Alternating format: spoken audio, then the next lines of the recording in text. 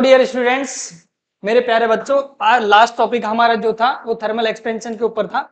और उसमें मैं उससे पहले आपको बेसिक बेसिक चीजें करवा चुका था। टेम्परेचर स्केल वगैरह कैसे निकालते हैं, थर्मल इक्विलिब्रियम क्या है, टेम्परेचर क्या है, थर्मल एक्सपेंशन के बारे में हम जान चुके थे।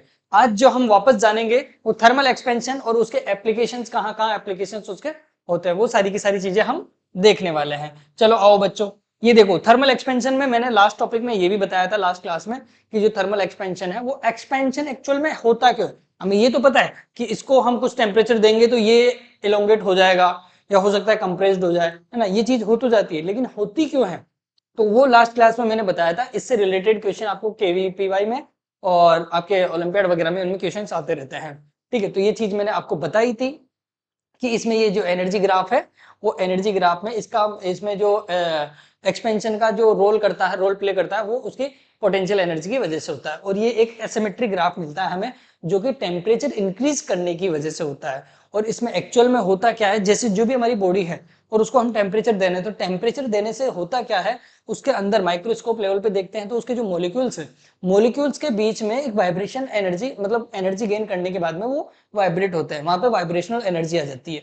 उन वाइब्रेशनल एनर्जी की वजह से वो एक्सपेंड करते, मतलब एक्सपेंशन होता रहता है, मतलब वहां पे अट्रैक्शन, जैसे एक स्प्रिंग होती है ना, स्प्रिंग के दो बॉब लगा के ऐसे छोड़ दो तो वो कंप्रेस होगी, एक्सपेंड होगी, है ना।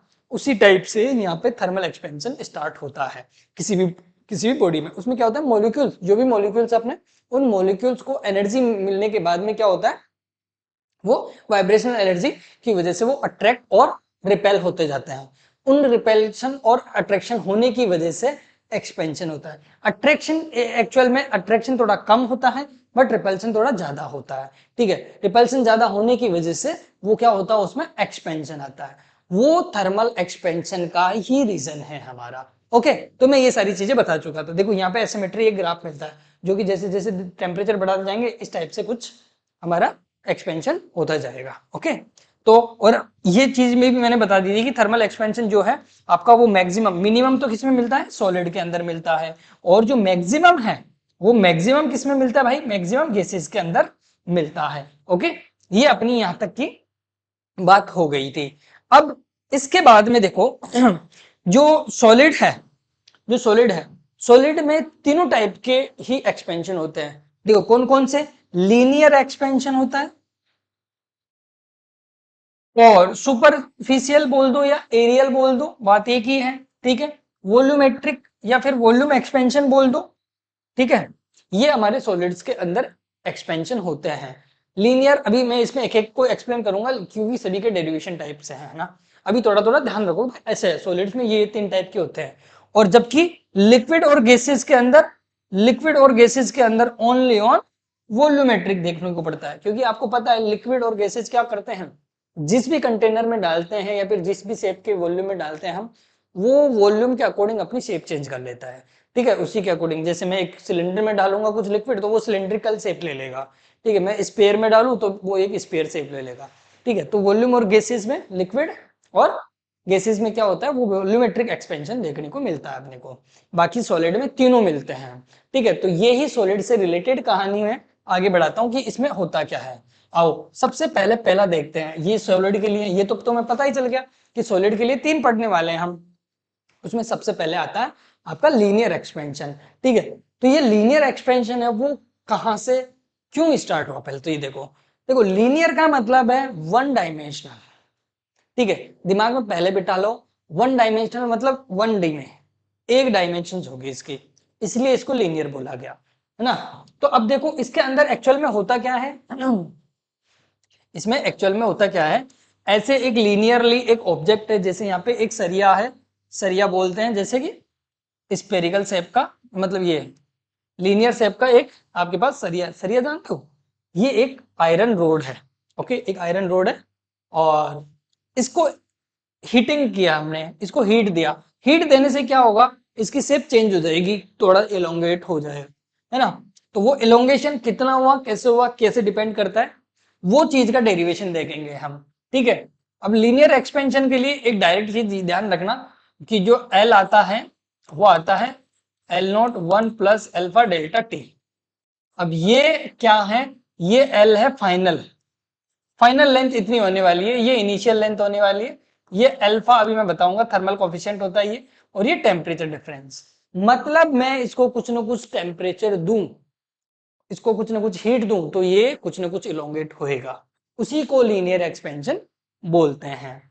अब जो लीनियर एक्सपेंशन हुआ है, मतलब जो लेंथ चेंज हुई है, वो लेंथ कैसे डिपेंड करती है वो चीज देख लेते हैं हम। देखो यहाँ पे एक्चुअल में होता क्या है, ऐसा ये जो लेंथ है या फाइनल लेंथ है, या फिर जो लेंथ है इसकी, वो डिपेंड करती है इसके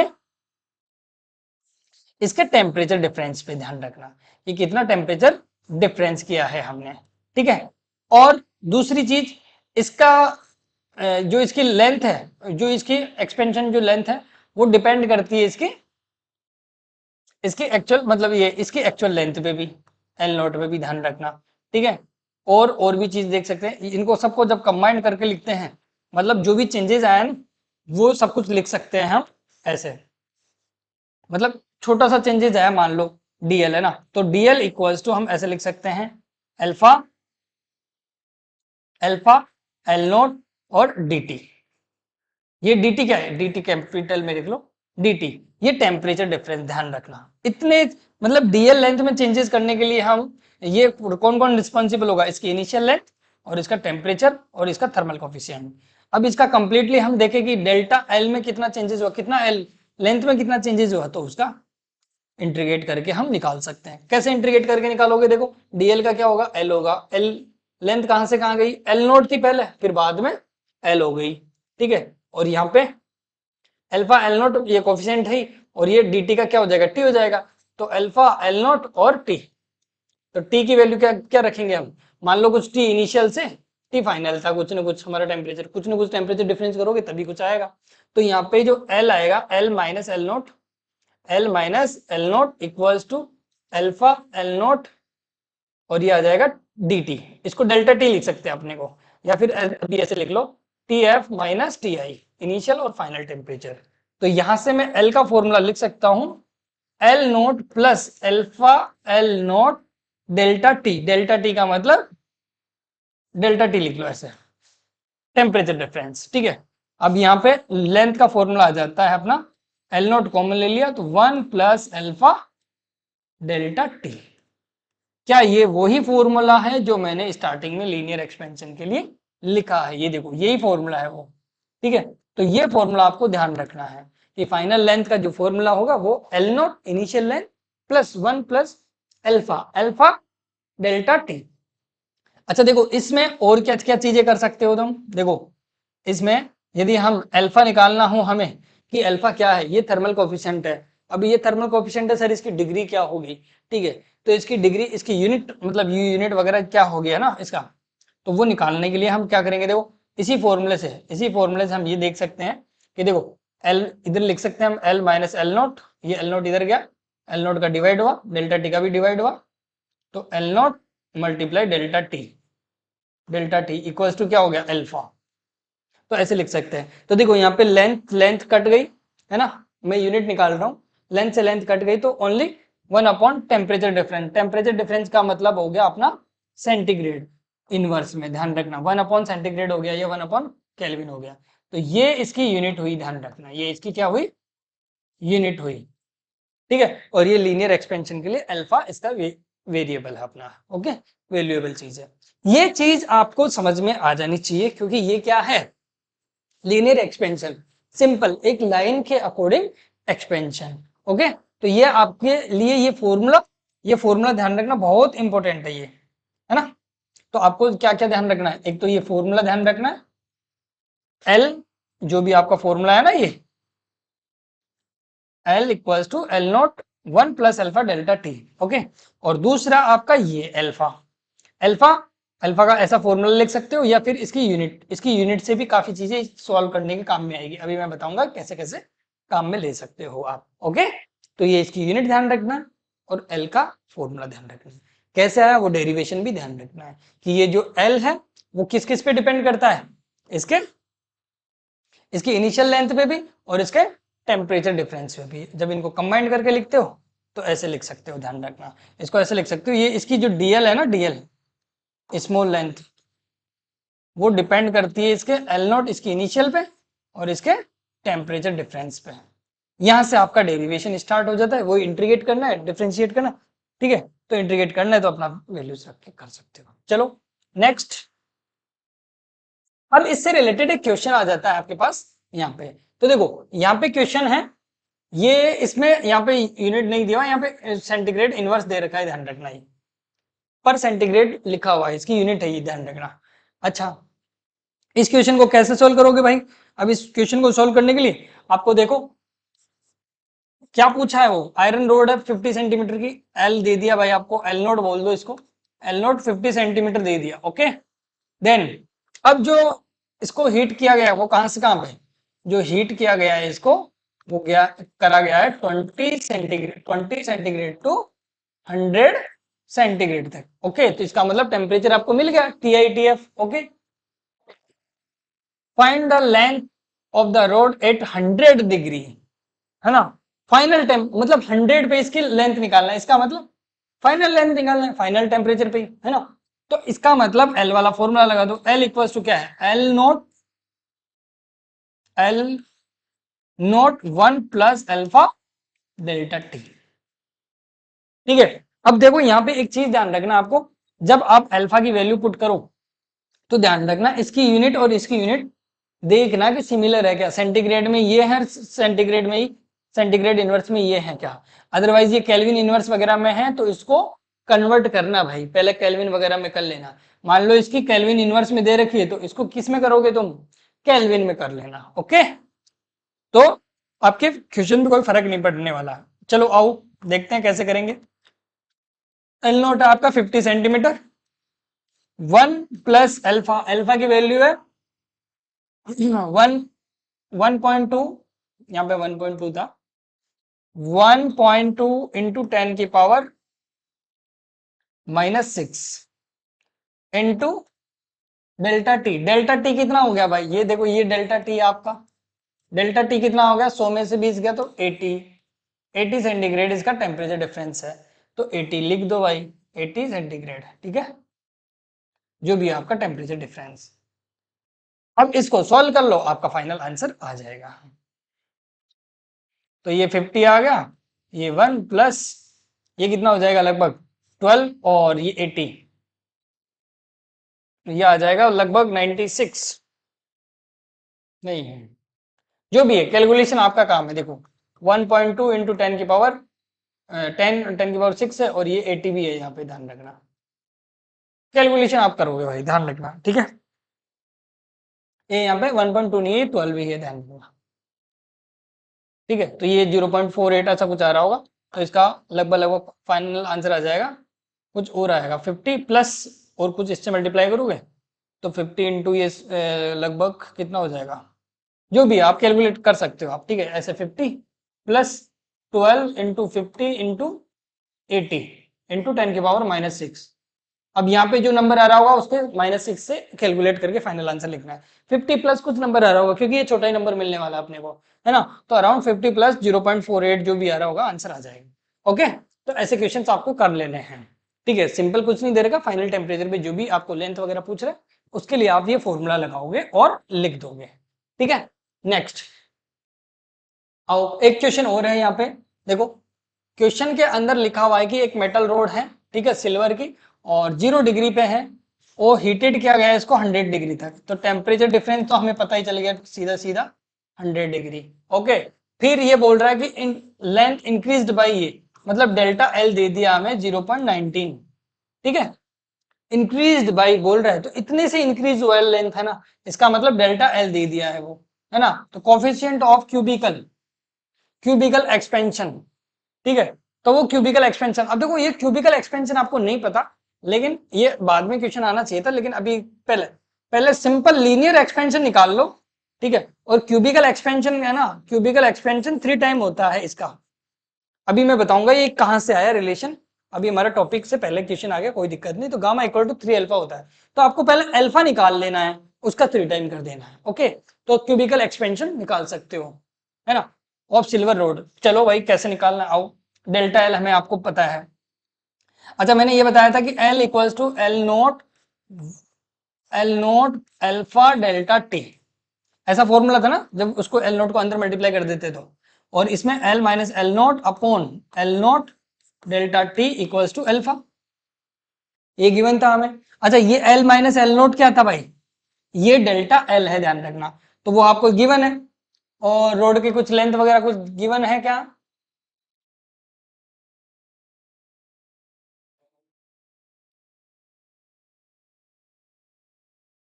नहीं है गिवन, वो क्यूबिकल में उसी में निकलेगा, क्यूबिकल वाले में अल्फा निकाल लेते हैं हम, अल्फा निकालने के बाद में हमें पता चल जाता है। तो देखो ये डेल्टा एल है, डेल्टा एल का निकालोगे ना आप, तो लगभग लगभग आपको 19 दे रखा है, इसमें रोड का वैल्यू नहीं दे रखा, ठीक है।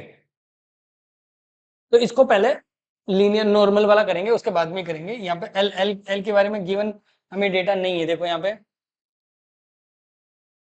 क्योंकि ये तो डेल्टा एल हो गया आपका 0.19, ठीक है। और एल नोट रह गया अभी, डेल्टा टी भी है, डेल्टा टी अपना कितना 100 है, ठीक है। और ये एल नोट नहीं है हमें हमारे पास, ठीक है। और ये है ना, ये रेशियो भी नहीं दे रहेगा, ध्यान रखना। ये अभी ऐसे रेशियो देता ना डेल्टा एल अपॉन एल कि ये है, तो हम डायरेक्ट कर लेते, इसी को कैलकुलेट कर लेते और अल्फा निकाल देते, ठीक है। लेकिन ये सेंटीमीटर में दिया है, इसका मतलब ऐसा नहीं है कि increase by the length of ये, है ना, तो ऐसा कर सकते हैं, ठीक है। तो इसमें ये वैल्यूज नहीं गिवन है, अदरवाइज हमें एल नोट की वैल्यू भी कुछ देता, 1 मीटर मान लीजिए, 1 मीटर है हमारी एल, ठीक है, तो हम निकाल सकते हैं फिर। तो अल्फा की वैल्यू कितनी आ जाएगी यहाँ पे, और 2 जीरो लगा दो तो 0.0019 इतना आ रहा होगा, और सेंटीग्रेड में, सेंटीग्रेड इनवर्स में, ठीक है, या पर सेंटीग्रेड, सेंटीग्रेड इनवर्स बोल दो इसको, ठीक है।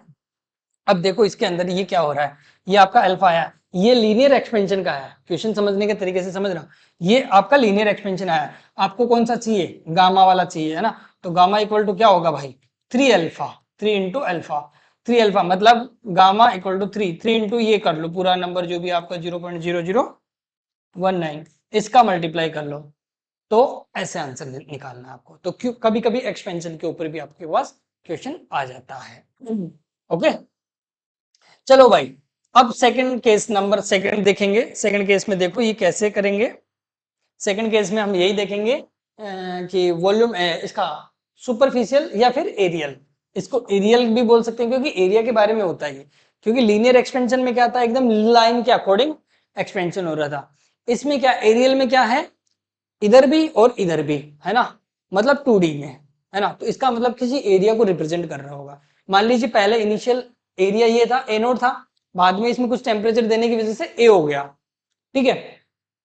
तो इसकी पहले डायमेंशन थी L1 L2, फिर बाद में आपकी कुछ अलग हो गई, L1 डैश हो गई और L2 डैश हो गई, है ना। तो इसमें पहले एरिया क्या था, L1 L2, और बाद में क्या हो गया, L1 डैश L2 डैश, ये हो गया।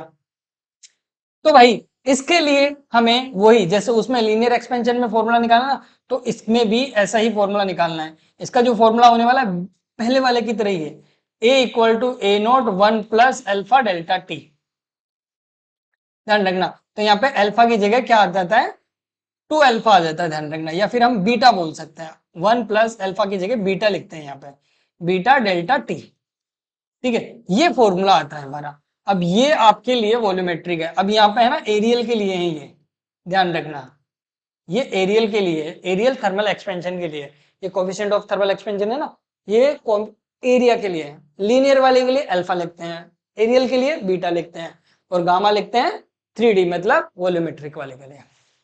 तो आइए ये फॉर्मूला कैसे आया सर, पहले वो चीज देखते हैं। ये है इनिशियल एरिया, ये है फाइनल एरिया, ये आपका कोफिशिएंट है, ये टेम्परेचर डिफरेंस कि कितना टेम्परेचर देने पे या कितना टेम्परेचर इंक्रीज करने पे इसमें चेंजेस आए, तो वो देखिए। तो हमें पता है, देखो इसमें जो एरिया है ना, जो भी आपका डीए एरिया, मान लीजिए इसके डीए एरिया, एरिया का छोटा सा पार्ट लेंगे हम, ठीक है, कि कुछ थोड़ा सा टेम्परेचर यहां से यहाँ पे डीए टेम्परेचर, डीटी टेम्परेचर देने पे आपको क्या आया, उसमें डिफरेंस आया आपका लगभग डीटी, ठीक है।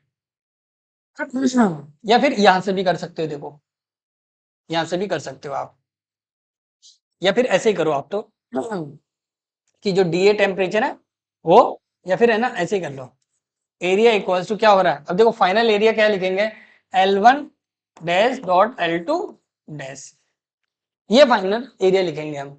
अच्छा फाइनल एरिया, तो इसमें एल एल एल के बारे में हम पढ़ चुके हैं अभी अभी। लेंथ का लीनियर वाले का फॉर्मूला क्या था भाई, L nought 1 plus alpha delta T, यही था ना भाई, है ना। तो ये लिख सकते हैं हम यहाँ पे, ठीक है। तो ये यहाँ पे रखो, L1 डैश की जगह रखो A equals to L1, L1 की जगह क्या रखोगे, देखो L नॉट 1, L1 रखेंगे, ध्यान रखना L1 इधर वाला है ना, L1 1 plus alpha delta T, फिर डॉट L2, L2 की जगह रखेंगे हम वही L2, ठीक है, और bracket 1 plus alpha delta T, दोनों L1 L2 की जगह वैल्यूज रख दी मैंने, ठीक है। अब देखो इन दोनों को मल्टीप्लाई करेंगे तो ये आएगा L1 L2, है ना, और ये क्या आ जाएगा 1 प्लस एल्फा डेल्टा टी का होल स्क्वायर। अरे इनका स्क्वायर हो गया ना एक तरह से, है ना। तो ऐसे अब देखो यहाँ पे L1 L2 को क्या लिख सकता हूं भाई, मैं इनिशियल एरिया लिख सकता हूं, मतलब ये इनिशियल एरिया हो गया मेरा ए नॉट, और ये क्या हो गया, अब देखो यहाँ पे एक्चुअल में देखा जाए ना तो ये 1 के कंपैरिजन में बहुत छोटा नंबर मिल जाता है, ये अल्फा बहुत छोटा नंबर होता है हमारा, है ना, और ये टेम्परेचर डिफरेंस बहुत कम होता है, तो इन दोनों को मल्टीप्लाई करते हैं तो ये 1 से बहुत कम आता है अपना नंबर, ठीक है, 1 से कम नंबर आता है, इसका मतलब यहाँ पे बाइनोमियल जो मैंने बेसिक मैथ्स में सिखाई है वो कर सकते हैं, इसका मतलब ये 2 आगे आ सकता है यहाँ पे, तो यहाँ पे लिखेंगे 1 plus L2 alpha delta T. हाँ भाई कर सकते हैं ना ऐसा। तो देखो ये आपका फॉर्मूला बन गया एक तरह से, तो देखो इसको हम लिखेंगे A equal to A nought 1 plus alpha, अब ये 2 एल्फा है ना, इस 2 एल्फा को एरियल के लिए बीटा लिख देते हैं, बीटा डेल्टा टी, ठीक है। तो ये आया है आपका फाइनल फॉर्मूला, ठीक है। अब ये फॉर्मूले में आपको देखो कंपैरिजन भी कर सकते हो कि सर यहाँ पे बीटा इक्वल टू 2 एल्फा लिखा है आपने, तो बीटा इक्वल टू यहाँ पे हमारा क्या होता है 2 एल्फा, ये भी ध्यान रखना, ये किस में होता है एरियल वाले में, ध्यान रखना, और यही फॉर्मूला देखो यहाँ पे डेराइव होके आ गया है, ठीक है। तो ये था थर्मल एक्सपेंशन के लिए डेरिवेशन फॉर एरियल के लिए, ध्यान रखना थर्मल एक्सपेंशन में किसका, एरियल का, ओके। तो ये अपना दूसरे नंबर का जो डेरिवेशन है वो कंप्लीट हो गया भाई। आओ एक और देखते हैं, चलो ऐसे ही ये देखो एक वॉल्यूमेट्रिक एक ऑब्जेक्ट दिख रहा होगा, ठीक है, जिसकी 3 एक्सिस दिख रही होगी आपको ऐसे,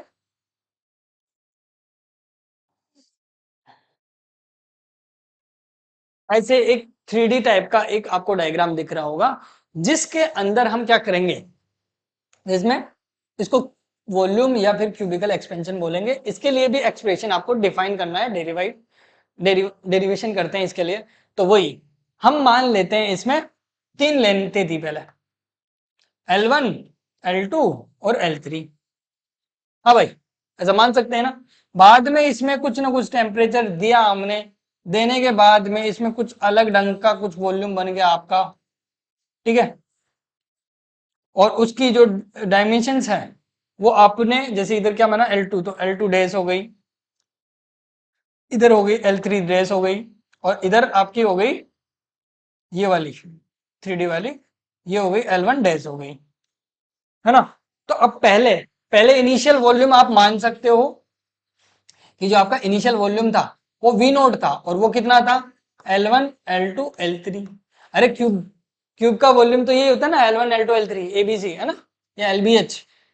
तो अब जो वॉल्यूम हो रहा होगा वो कितना हो रहा होगा, अब जो वॉल्यूम हो रहा होगा वो हो रहा होगा L1 dash L2 dash L3 dash, हाँ भाई यही। चलो इसके लिए एक्सप्रेशन निकालते हैं, अब इसका भी एक्सप्रेशन जैसे लीनियर का याद रखे, जैसे वॉल्यूम का याद रखे, वैसे ही तुम इसका भी याद रख सकते हो। चलो इसका डेराइव करते हैं, ठीक है। तो चलो भाई इसका वॉल्यूम के लिए हम ऐसे लिख सकते हैं, मतलब फाइनल वॉल्यूम को, अच्छा इस फाइनल वॉल्यूम को V लिख दो आप, ठीक है, डेज मत लिखो, ठीक है, V नोट लिख दिया और इसको V लिख दिया, तो V इक्वल्स टू क्या लिखेंगे L1 dash L2 dash L3 dash, तीनों लिख दिए। अब L1 L2 L3 इन तीनों की वैल्यूज पुट कर लो जो कि लीनियर एक्सपेंशन के अकॉर्डिंग है। मान लीजिए इसमें L1 ये है, L2 ये है, L3 ये, जो भी अपने है ना उनके कुछ ना कुछ कोफिशिएंट है। अभी मैं बोल रहा हूं कि ये आइसोट्रोपिक मटेरियल है, आइसोट्रोपिक में मतलब इनका alpha alpha X Y Z सब तीनों डायमेंशन में इक्वली मतलब एक्सपेंशन होता है, ऐसा मान के करते हैं हम डेरिवेशन। बाद में मैं बता दूंगा कि 2 टाइप के जो मटेरियल होते हैं उसमें कब अल्फा एक्स वाई जेड लिखना है, या कब अल्फा एक्स मतलब तीनों में अल्फा ही रहेगा, अपना अल्फा चेंज नहीं होगा, ठीक है। तो अभी पहले बेसिकली हम ये मान लेते हैं कि ये आइसोट्रोपिक है अपना। आइसोट्रोपिक में यहाँ पे भी alpha X alpha X alpha x ऐसा मान लेते हैं भाई, तीनों डायमेंशंस में इक्वली ये एक्सपेंड होएगा अपना, ठीक है। तो यहाँ पे मैं तीनों के लिए यहाँ पे लेंथ का फॉर्मूला लिखता हूँ। लेंथ का लीनियर से याद रखो, एल इक्वल टू क्या था, L not one plus alpha delta T, याद करो यही था ना। तो ये पुट कर दो, तो L1 डैश की जगह पुट करूंगा मैं, L1 डैश की जगह इसकी L1 इनिशियल लेंथ, ठीक है, इसकी इनिशियल लेंथ पुट करूंगा मैं यहाँ पे। तो ये L1 1 plus alpha delta T, okay. फिर मैं यहाँ पे पुट करूंगा सेकंड वाला L L1 L2 1 plus alpha delta T, ठीक है। फिर मैं थर्ड की पुट करूंगा यहाँ पे L3 1 plus alpha delta three delta T, ठीक है। अब इसको एक साथ लिख दो, तो देखो इनको कंबाइंड एक साथ लिखेंगे हम आपके, तो देखो इसमें हम एक साथ लिखेंगे, तो ये हुआ L1 ये L2 ये L3 और यहाँ पे ब्रैकेट में ये कॉमन है अपना, कॉमन ले लिया, तो इसको क्या लिख सकते हैं 1 प्लस अल्फा डेल्टा टी का क्यूब लिख देंगे, 1 2 3 3 टाइम है ना, क्यूब लिख देंगे। हाँ भाई ये आया है आपका। अब देखो इस एक्सप्रेशन को आगे कर सकते हो, अब यहाँ पे वापस आप बाइनोमियल लगा सकते हो। बाइनोमियल में पता है ना आपको 3 आगे आ जाता है ना, ये पूरा का पूरा नंबर छोटा हो जाता है 1 से, 1 के कंपेरिजन में छोटा है, तो हम बाइनोमियल लगा सकते हैं यहाँ पे।